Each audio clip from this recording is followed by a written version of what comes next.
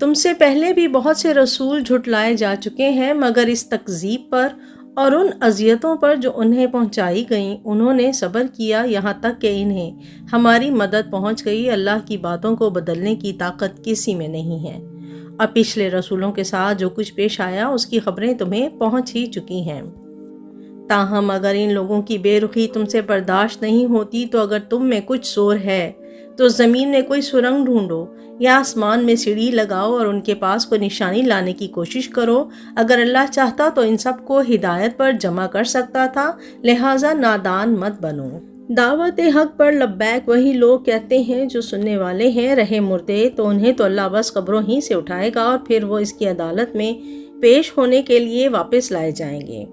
یہ لوگ کہتے ہیں کہ اس نبی پر اس کے رب کی طرف سے کوئی نشانی کیوں نہیں اتری؟ کہو اللہ نشانی اتارنے کی پوری قدرت رکھتا ہے، مگر ان میں سے اکثر لوگ نادانی میں مبتلا ہیں۔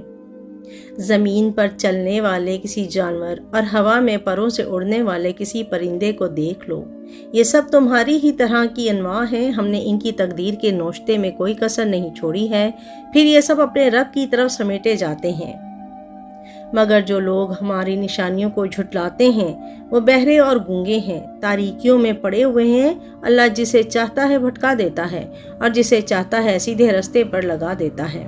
ان سے کہو ذرا غور کر کے بتاؤ، اگر کبھی تم پر اللہ کی طرف سے کوئی بڑی مصیبت آ جاتی ہے یا آخری گھڑی آ پہنچتی ہے تو کیا اس وقت تم اللہ کے سوا کسی اور کو پکارتے ہو؟ بولو اگر تم سچے ہو۔ اس وقت تم اللہ ہی کو پکارتے ہو، پھر اگر وہ چاہتا ہے تو اس مصیبت کو تم پر سے ٹال دیتا ہے۔ ایسے موقعوں پر تم اپنے ٹھہرائے ہوئے شریکوں کو بھول جاتے ہو۔ تم سے پہلے بہت سی قوموں کی طرف ہم نے رسول بھیجے اور ان قوموں کو مصائب و آلام میں مبتلا کیا تاکہ وہ عاجزی کے ساتھ ہمارے سامنے جھک جائیں۔ بس جب ہماری طرف سے ان پر سختی آئی تو کیوں نہ انہوں نے عاجزی اختیار کی، مگر ان کے دل تو اور سخت ہو گئے، اور شیطان نے ان کو اطمینان دلایا کہ جو کچھ تم کر رہے ہو خوب کر رہے ہو۔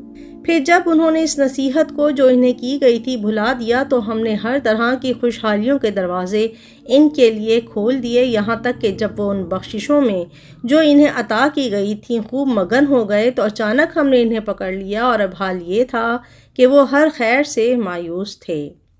اس طرح ان لوگوں کی جڑ کاٹ کر رکھ دی گئی جنہوں نے ظلم کیا تھا، اور تعریف ہے اللہ رب العالمین کے لیے کہ اس نے ان کی جڑ کاٹ دی۔ اے محمد ان سے کہو کبھی تم نے یہ بھی سوچا کہ اگر اللہ تمہاری بینائی اور سماعت تم سے چھین لے اور تمہارے دلوں پر مہر کر دے تو اللہ کے سوا اور کون سا خدا ہے جو یہ قوتیں تمہیں واپس دلا سکتا ہو؟